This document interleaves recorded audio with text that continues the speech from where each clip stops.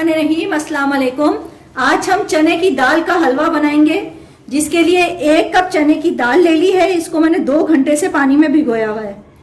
3/4 cup चीनी है, 1/4 cup घी है और ड्राई फ्रूट आप अपनी पसंद के हिसाब से डालेंगे। सबसे पहले हम दाल में 1/4 कप पानी डाल के इसको उबालने रखेंगे। इसके ऊपर झाग आ जाते हैं, वो झाग हमने निकाल देने हैं और ये हमने फिर इसको उबालना है। इसमें फिर हम 1 कप हम इसमें दूध डाल के उबालेंगे।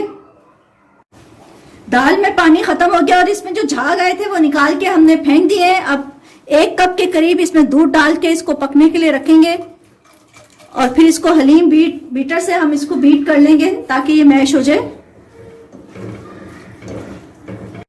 दाल हमारी गल चुकी है। अब हम हलीम बीटर से इसको बीट कर रहे हैं। आप चाहें तो चॉपर में डाल के भी इसको चॉप कर लें, दोनों सूरतों में किया जा सकता है।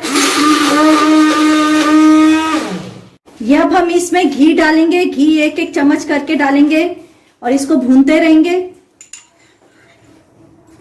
अच्छा सा हमने इसको भून लेना है। अब हम इसमें चीनी ऐड करेंगे। 3/4 कप हमने चीनी रखी हुई थी, वो डालेंगे। आप अपने हिसाब से भी डाल सकते हैं। इसमें हमारे तकरीबन 5 बड़े चम्मच घी के गए हैं और ये अब भून गया है। ये देखें किनारे छोड़ने शुरू कर दिए हैं, इसने समटना शुरू हो गया है। अब हमने जो ड्राई फ्रूट रखे थे आधे हम इसमें डाल देंगे और आधे हम गार्निश के लिए रखेंगे और बस हमारा हलवा बिल्कुल रेडी है। फिर जी नाजरीन, हमारा चने की दाल का हलवा बिल्कुल रेडी है। उम्मीद है आप लोगों को मेरी रेसिपी पसंद आई होगी। बस मेरे चैनल को लाइक कीजिए, सब्सक्राइब करें, दुआओं में याद रखिएगा। अल्लाह हाफिज।